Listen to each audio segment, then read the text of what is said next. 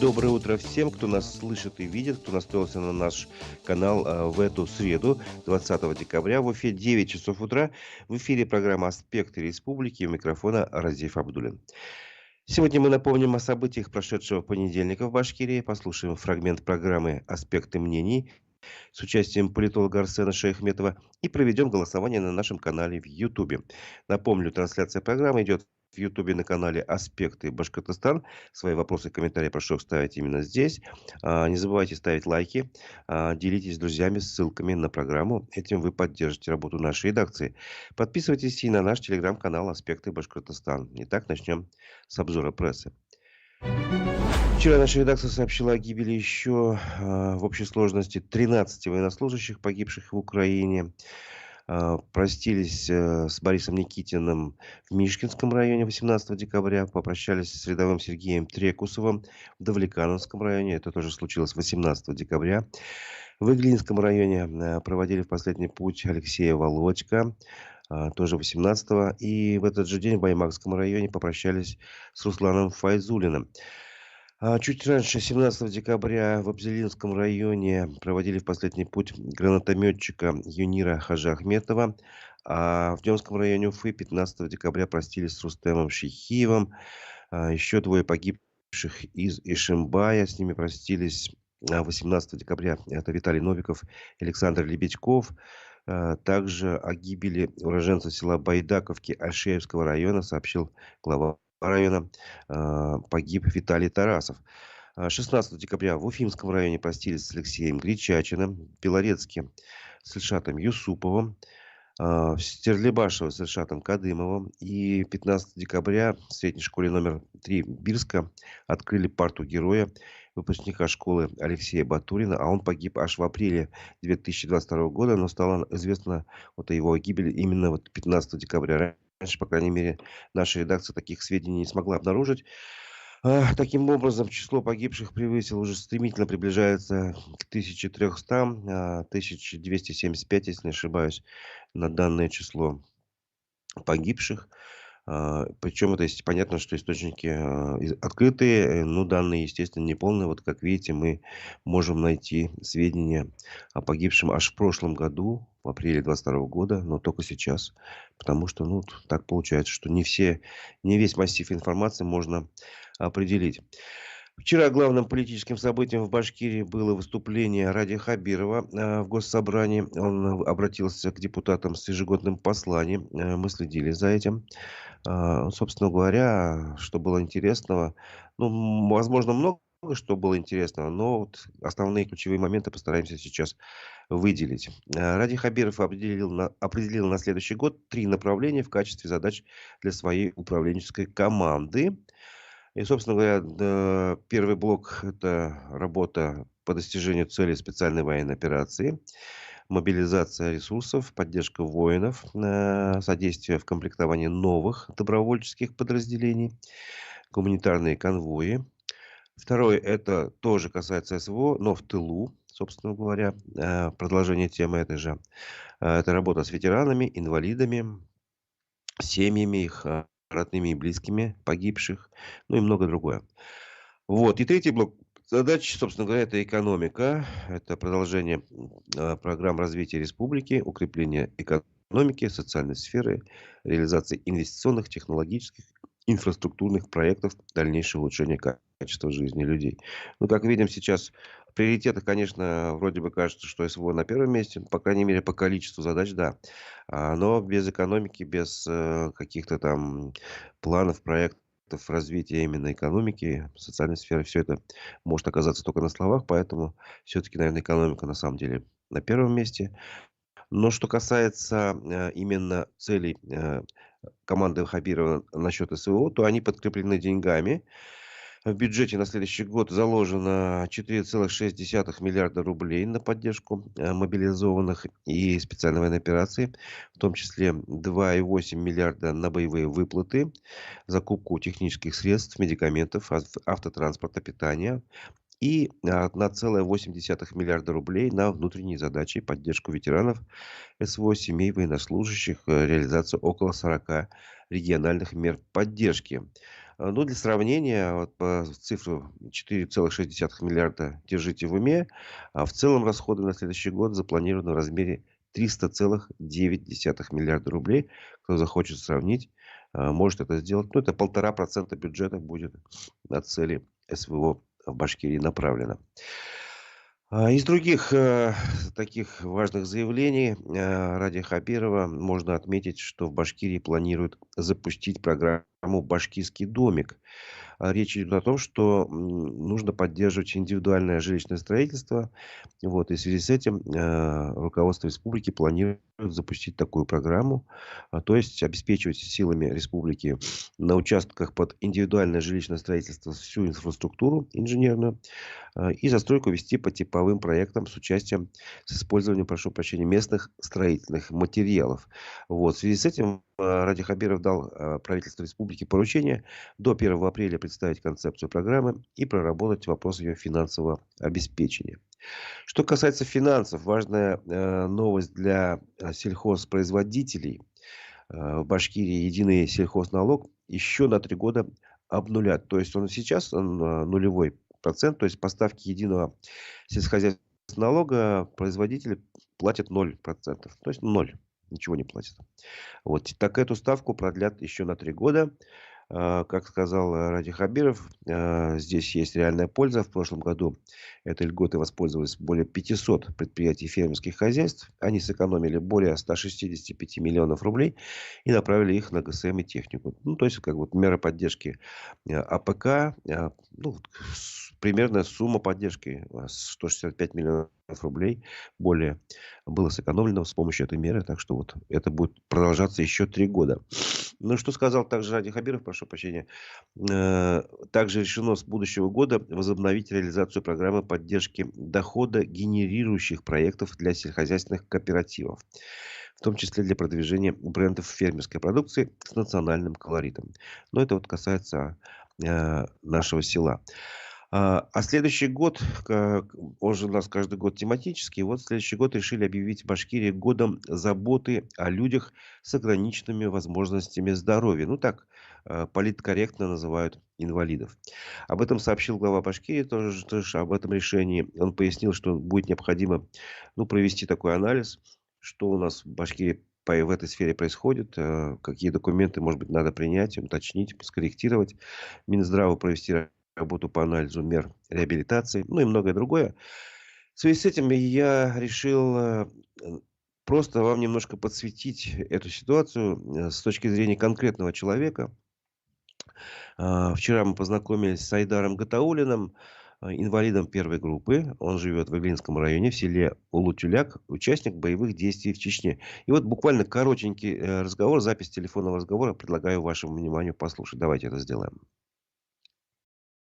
В связи с тем, что следующий год в Башкирии назначен годом заботы о людях с ограниченной возможностью здоровья, я хотел бы, чтобы о вас узнали побольше. Вы можете о себе рассказать? Сколько вам лет? Как вы оказались инвалидом? Какие у вас сейчас самые главные проблемы? Мне 44 года, будет 45 в январе. В 2011 году приехал с работы, меня шлепнул инсульт удара. 32 года было. В основном лежу. Мне бы вот на улицу выходить и мыться как-то. Я уже 12 лет не моюсь, и на улицу не ухожу. Нет условий. Живу в бараке. Печное отопление. Горячая, холодная вода-то есть. Я сидя на кровати, вот меня она тряпочкой протрет. А на улицу вы не можете передвигаться, потому что нету пандусов или как? Ну да, но у меня вот получается, надо ремонт делать. Полы у меня падают, на коляске по дому не выехать, не заехать никак. У меня ноги расширены, ноги не сходят. Обратился в спецсовет свой, в главе. Но он пытался помочь, там, говорит, через коммерсантов туда. У него не получилось. Он обратился в район. Ему пришел ответ такой, что ветеранам Чеченской войны помощь не оказываем. Это был такой коротенький разговор. Разговор на самом деле был гораздо больше. Ну вот фрагмент, потому что запись не очень качественная, сами вы понимаете. Поэтому немножко могу еще добавить, что кто, может быть, не понял, это ветеран, участник боевых действий в Чечне. 12 лет назад получил инсульт, стал инвалидом первой группы, двигаться не может, практически парализован, но живет он в таком двухквартирном доме, естественно, не приспособленным под нужды инвалидов, не подключен к газу, Отопление печное. Хорошо, что у него есть жена, которая все-таки занимается этим отоплением. Но вот он, например, 12 лет нормально не мылся и на улицу не выходил, потому что даже полы в его доме шатаются, условно говоря, их надо подлатать, потом уже только делать пандусы. Ну, все это, короче говоря, требует и денег, и средств. Может быть, что-то можно сделать с помощью каких-то социальных служб. Но для этого нужно выезжать, нужно везде быть представленным, а он этого физически тоже не может сильно делать. И вот, например, одно из обращений, ответов на его обращение из Минстроя, он просил, видимо, квартиру такую благоустроенную, приспособленную под нужды инвалидов. Вот. Что ему ответили, что программ, которые значит, помогают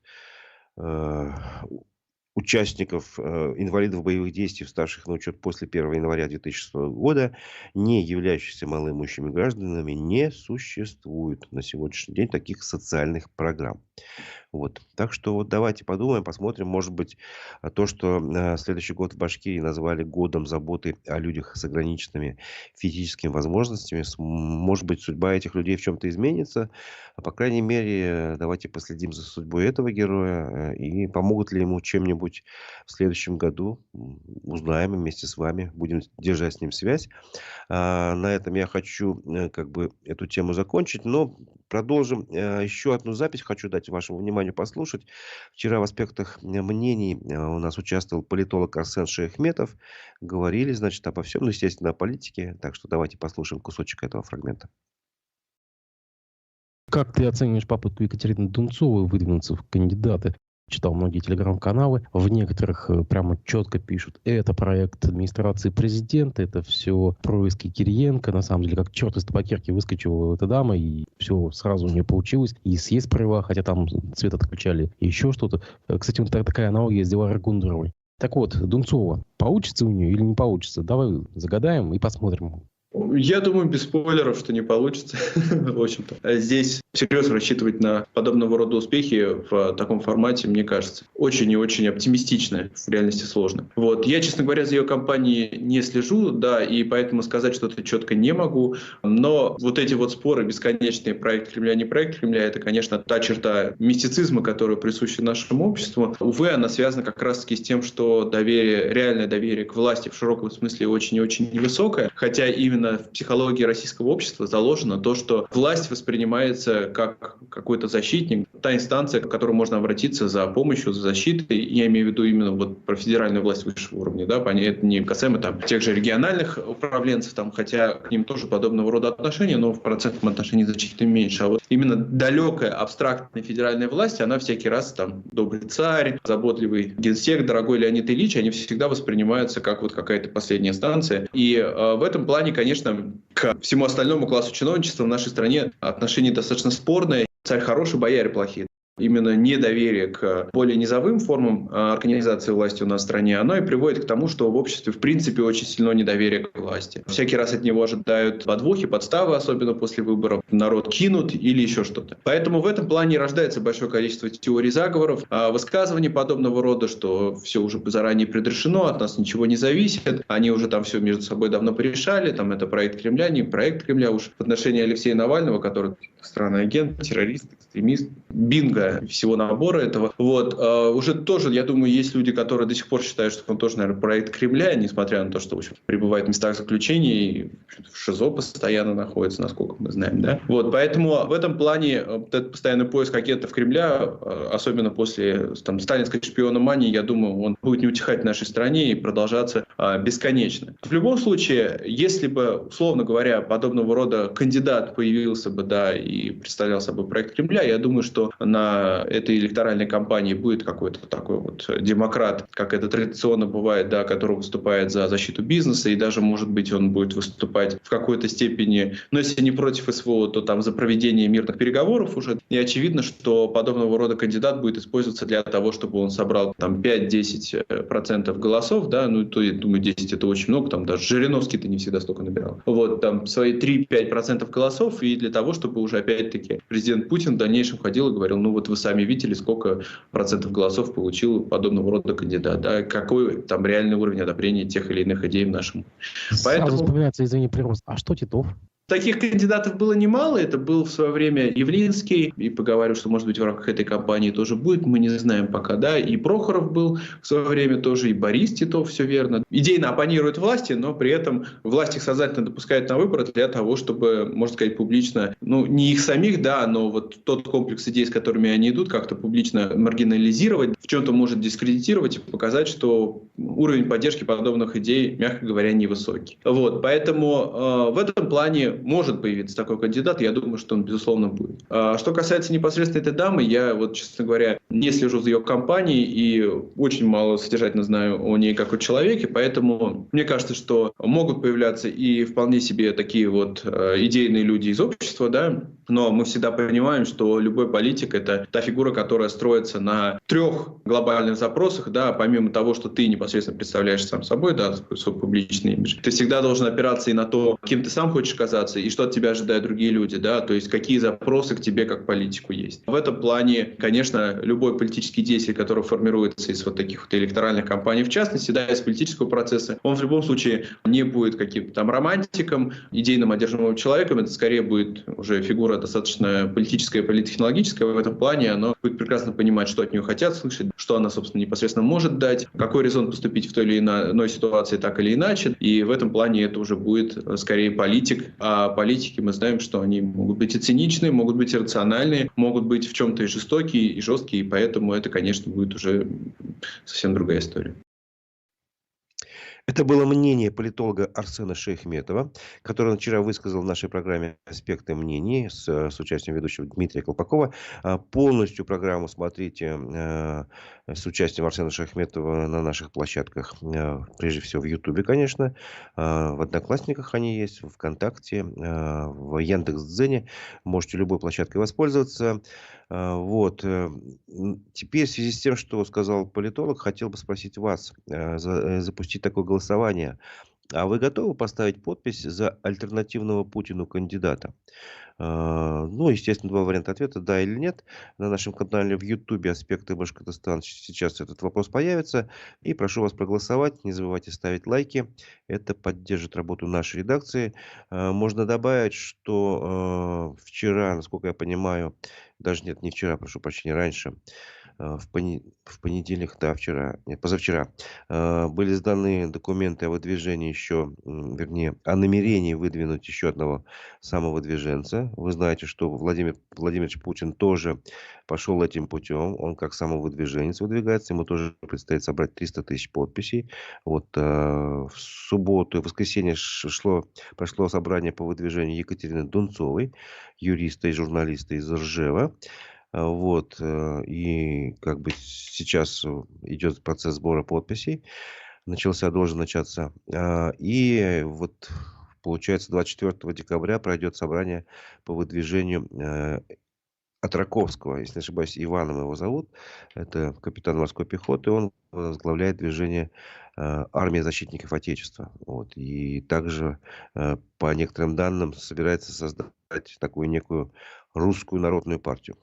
Вот. Поэтому голосование такое. А вы готовы поставить подпись за альтернативного Путину кандидата? Да или нет? На нашем канале в Ютубе «Аспекты Башкортостана» голосуйте. Итоги голосования подведем чуть позже.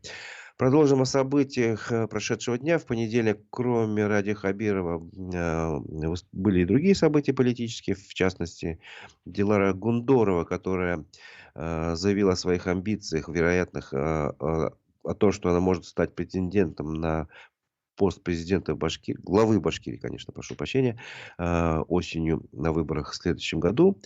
Сейчас она возглавляет некоммерческую организацию, информационно-аналитический центр. Так вот, она провела последнюю в этом году онлайн-оперативку проекта «Народное правительство». И основным вопросом в повестке дня была продовольственная безопасность республики, а также соблюдение финансовой дисциплины. На 3 предприятиях АПК рассматривались Башкирская мясная компания, бывший совхоз Рощинский и Алексеевский. Сейчас они из статуса государственные унитарные сельхозпредприятия превратились в акционерное общество. То есть, соответственно, это АО Рощинский и АО АПК Алексеевский. Так вот, по словам Дилары Гундоровой, годовая доходность 1 гектара сельхозугодий в Башкирии составляет Всего-навсего 22 500 рублей.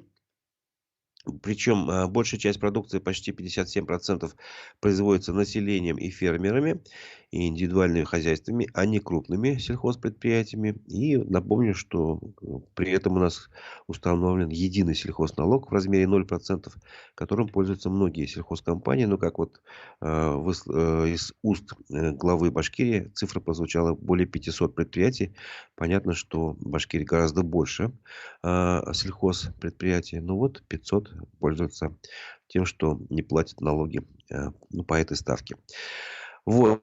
Дилара Гундорова, когда рассматривала ситуацию в совхозах, бывших совхозах Рощинский и Алексеевский, обратила внимание, что по ее данным, по ее представлению, после реорганизации в акционерное общество этим бывшим государственным предприятиям придется вернуть полученные ими от государства субсидии. А только за 2 года, 2019-2020, Рощинский получил в виде мер господдержки более 50 миллионов рублей, Алексеевский более 300 миллионов рублей. И вот смогут ли они это сделать, вызывает, конечно, вопросы.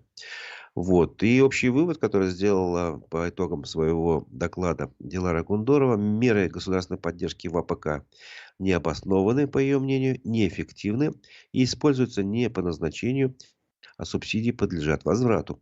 Республика не получает должную отдачу, в том числе в налогах. Особенно тревожит то, что сегодня нельзя достоверно установить владельцев активов на селе. То есть гарантированно мы не можем утверждать, что они принадлежат жителям или предпринимателям из Башкирии. Вот такая ситуация. Тем временем ПРУФы сообщают, что новым главным врачом Республиканского госпиталя ветеранов войн стал Азат Рахматуллин. Это бывший первый замминистра здравоохранения. Долгое время он работал еще, возглавлял больницу РКБ-2, и очень короткое время исполнял обязанности министра здравоохранения. Речь идет о том, что издание до этого еще публиковало большую информацию. Мы, кстати, об этом, по-моему, рассказывали в понедельник. Пруфы рассказывали, что вот эти кадровые перемены, оно связывается со строительством нового госпиталя ветеранов. Якобы Халил Мустафин как бы не подходит в этой ситуации, когда нужно осваивать большие объемы государственных денег. Речь идет о 10 миллиардах рублей по проекту, если он будет построен в Зеленой Роще. И есть еще новая геолокация, деревня Витошниково. Там проект будет стоить, само строительство, 17 миллиардов рублей. Вот.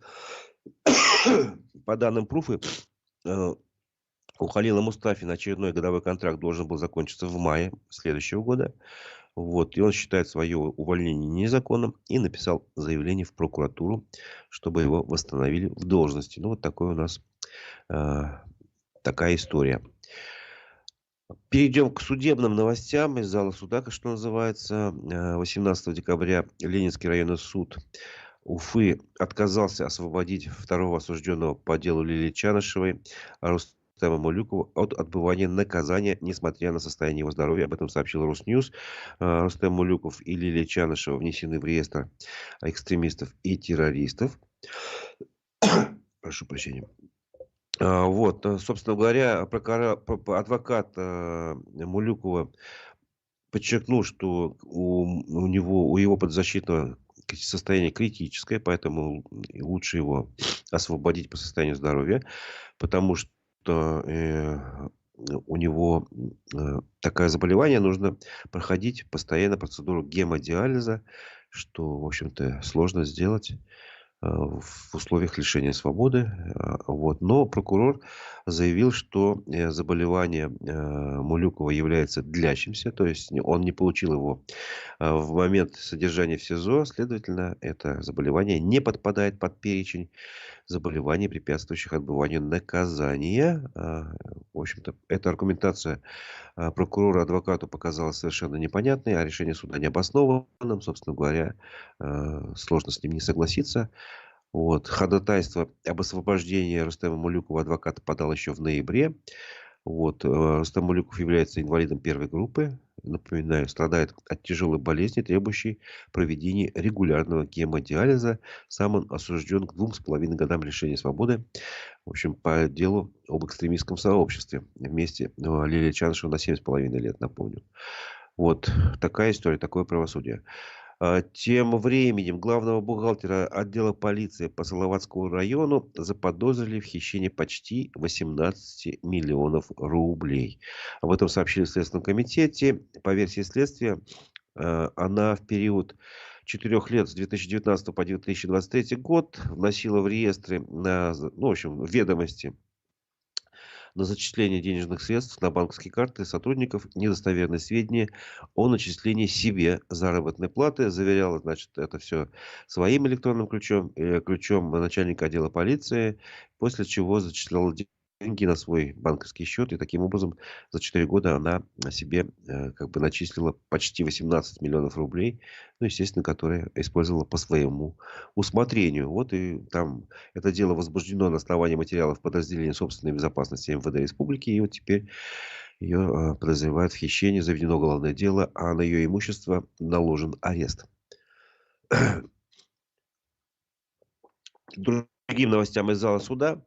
РБК Уфа сообщает, что Кировский районный суд Уфы по иску прокурора взыскал 27 миллионов рублей с фигурантов дела об обналичивании 500 миллионов рублей. Решение еще может быть обжаловано. Речь идет о деле, которое рассмотрел еще в 2019 году Советский районный суд Уфы. Тогда там было 3 фигуранта, которых приговорили к 4 годам лишения свободы условно, оштрафовали на полмиллиона рублей. А суть дела была такая, что там 3 человека во главе с Данилом Голышевым, учредителем компании «Мир фитнеса». Они создали 2 фирмы однодневки, зарегистрировали на подставные лица и с 2015 по 2017 год вывели со счетов более 100 клиентов около 500 миллионов рублей. Как бы оформляли все это под оплату строительных работ, всяких консультаций, разработки программ. Вот, снимали деньги, обналичивали, отдавали клиентам, получали за это свои проценты, около 7% от суммы. И в общей сложности получили доход от такой незаконной банковской деятельности более 27 миллионов рублей. Вот теперь с них эти деньги взыскивают. Напомню, что на нашем канале в Ютубе идет голосование. Я прошу вас ответить на вопрос, готовы ли вы поставить подпись за альтернативного Путину кандидата, да или нет. Итоги голосования подведем уже скоро. Сейчас перейдем к другим новостям, уже таким более легким, что ли. О спорте. Салават Юлаев дома переиграл казахстанский Барыс со счетом 5-4. Матч был дома, в Уфе, то есть. Основные события такие яркие происходили в первом периоде, когда команды обменялись шайбами. Причем казахская команда вышла вперед первой. Вот, потом наши сравняли счет. Потом снова, обменялись голами. 2-2 закончился первый период. Собственно говоря, во втором периоде уфимцы смогли забить 2 шайбы. Николас Мелош и Егор Сучков отличились. То есть мы вышли вперед на 2 шайбы. Был такой разрыв. Но третий период был таким драматическим. Казахи смогли забить третий гол. Потом отыгрались. Вот это было за 5 минут до конца основного времени.